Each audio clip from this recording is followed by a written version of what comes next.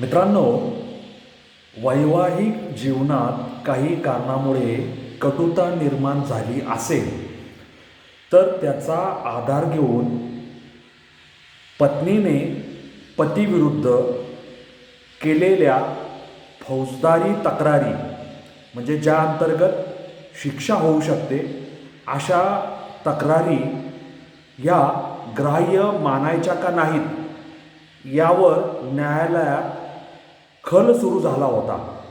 आणि न्यायालयाने निष्कर्ष असा काढला की विवाह जरी संपन्न झाला असेल आणि त्यांच्यामध्ये वैवाहिक नातेसंबंध निर्माण झाले नसतील किंवा त्यावरून तणाव असेल आणि विवाह होऊनसुद्धा त्यांच्यामध्ये एकवाक्यता, सुसंवाद नसेल, तर केवळ सूडबुद्धीने केलेली कारवाई म्हणून अशा फौजदारी तक्रारींकडं पाहायला हवं, असं निरीक्षण न्यायालयाने नोंदवलेलं आहे.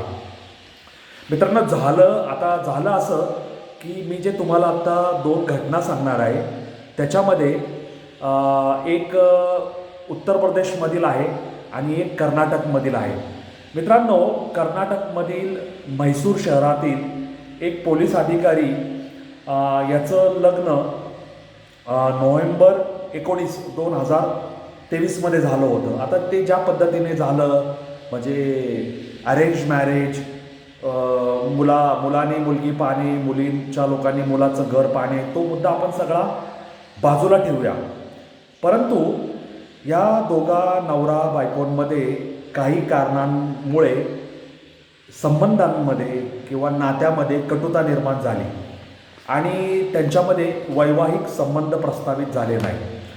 त्याच्यानंतर काय झालं की पत्नीने मार्च 30, 2024मध्ये, म्हणजे लग्न झालं नोव्हेंबर 19, 2023 आणि मार्च 30, 2024मध्ये पतीविरुद्ध 498 504, 506 इंडियन पिनल कोर्ट अंतर्गत पोलिसांकडे तक्रार दाखल केली. आता 498 हा हुंड्यासाठी छळाचा कायदा आहे.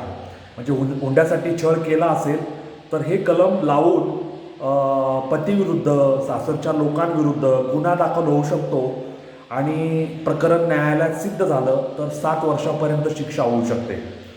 आता पोलिसांनी ह्या घटनेमध्ये तपास केला आणि त्यांना काय आढळलं असेल, आता ह्या अशा जर गुन्हे दाखल झाले तर पोलीस फार विचार करत नाही, तात्काळ गुन्हा दाखल करून अटकेची कारवाई करतात, आरोपपत्र दाखल करतात. आणि हे आरोपपत्र पोलिसांनी दाखल केल्यानंतर पतीने, म्हणजे जो पोलीस अधिकारी होता म्हैसूर येथे, त्याने ह्याला चॅलेंज केलं आणि त्याचं म्हणणं असं होतं की पत्नी आणि पतीमध्ये जर वैवाहिक संबंध प्रस्थापितच झाले नाही, म्हणजे लग्न झालंय, मंगलाष्टका पडल्यात, म्हणजे अक्षता पडल्यात, मंगलाष्टका म्हणल्यात, बँड बाजा बारात सगळं झालंय, परंतु आमच्यात वैवाहिक संबंध प्रस्थापित होऊ शकले नाही, त्यामुळे हे लग्न झालंय असं ग्राह्य मानता येणार नाही आणि आम्हाला वैवाहिक नात्यामधल्या ताणतणावामुळे असणारे फौजदारी कायदे लागू होत नाही, असं त्याच्या वकिलांनी प्रतिपादन केलं. वैवाहिक संबंध आमच्यात निर्माण झालेले नाहीत, ही एक प्रकारची क्रूरता आहे एकमेकाविरुद्धची. म्हणजे पतीने केले नसेल तर ती पत्नीबद्दलची क्रूरता आहे आणि पत्नीने केले नसेल तर ती पतीविरुद्धची क्रूरता आहे. आता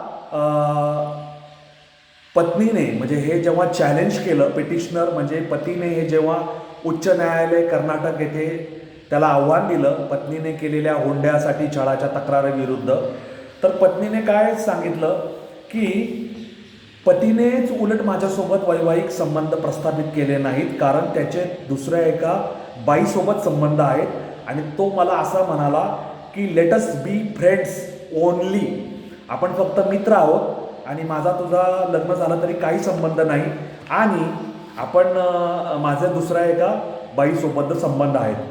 आता ह्या सगळ्या घटनाचक्रामध्ये न्यायालयाने असा विचार केला की पतीचे काही दुसऱ्या बाईबरोबर संबंध असेल ह्याचा तपास करण्यात अर्थ नाही. आणि पती तिला असा म्हणाला की आपण फक्त मित्र आहोत, त्याच्या खोलातही जायचं काही कारण नाही.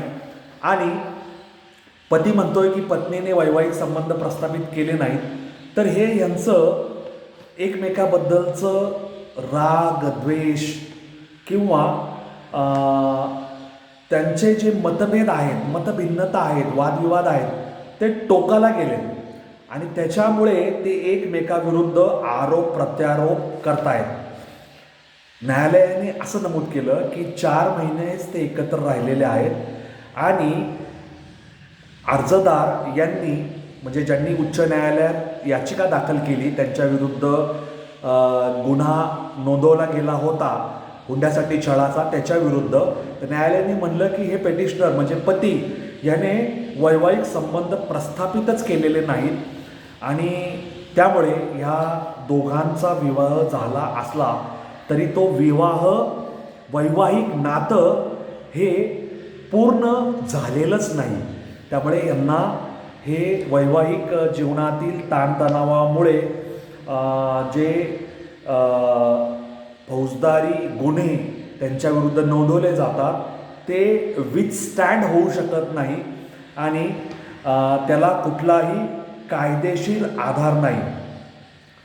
त्यामुळे ह्या सगळ्या ह्याच्यामध्ये पतीला न्यायालयाने त्याच्याविरुद्धचा जो गुन्हा नोंदवला होता त्याच्यातून तो गुन्हा रद्दबातल ठरवला आणि पतीला दिलासा मिळाला की पत्नीने त्याच्याविरुद्ध जी 498 ची फिर्याद केलेली आहे ती फिर्याद ही विथस्टँड होत नाही, कारण त्यांच्यामध्ये वैवाहिक संबंध प्रस्थापित झालेले नाहीत.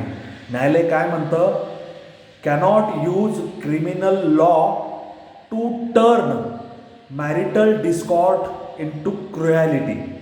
म्हणजे तुमच्यातील जे वैवाहिक ताणतणाव आहेत त्याच्यामधून तुमची एकमेकाविरुद्धची क्रूरता आहे त्याच्यासाठी क्रिमिनल लॉ हा वापरला जाऊ शकत नाही.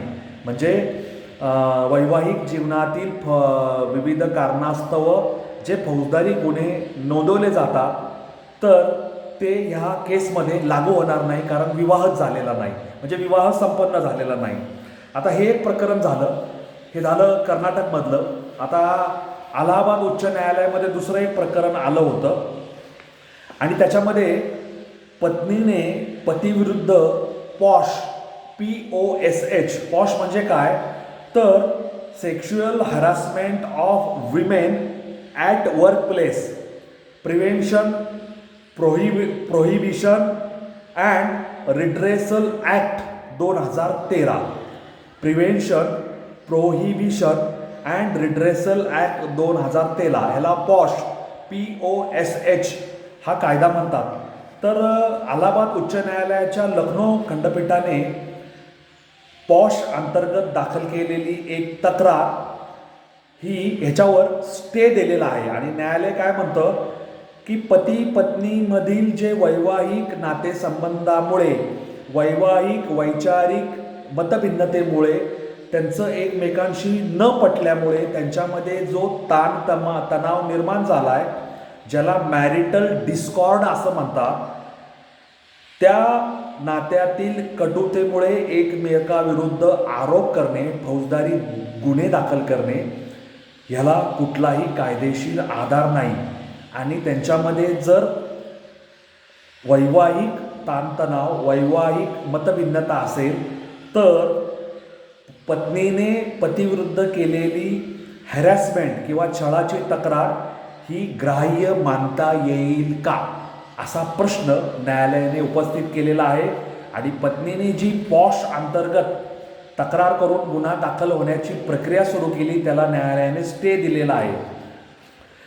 आता न्यायालय काय म्हणतं आहे की तुमच्यामध्ये जे ताणतणाव आहेत त्या ताणतणावामुळे तुम्ही एकमेकाविरुद्ध आरोप करता, ते आरोप तुमच्या घरापर्यंत ठीक आहेत, पण त्यांनी पोलीस स्टेशन आणि न्यायालयाची पायरी ओलांडणं ह्याच्यासाठी कायदा तुमची मदत करणार नाही.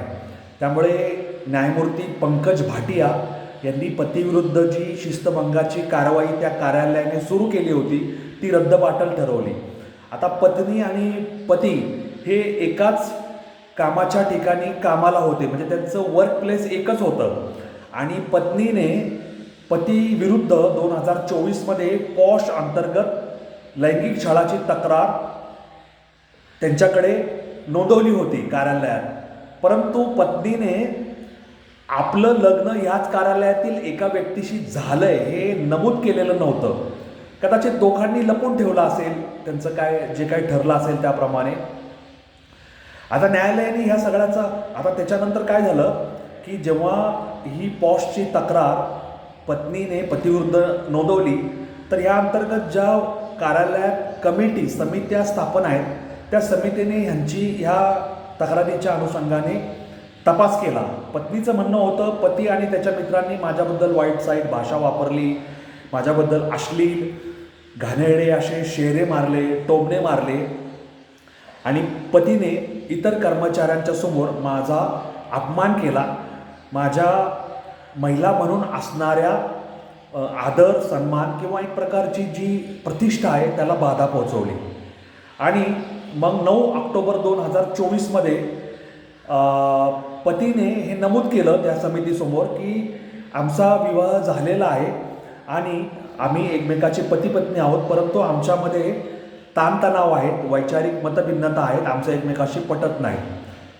समितीने असं निरीक्षण नोंदवलं की ह्या जोडप्याच्या जीवनात त्यांचं ताणतणाव आहेत आणि ही तक्रार दाखल होण्याच्या आधीपासून हे ताणतणाव आहेत आणि त्यामुळे ह्यांच्यातील ताणतणाव असले, वैयक्तिक मतभेद असले तरी त्याचा अर्थ त्यांनी एकमेकाबद्दल अनादर बाळगणे, अनादर भाव ठेवणे, एकमेकाचा अनादर करणे, अपमान करणे हे त्यांचं अयोग्य वर्तन आहे.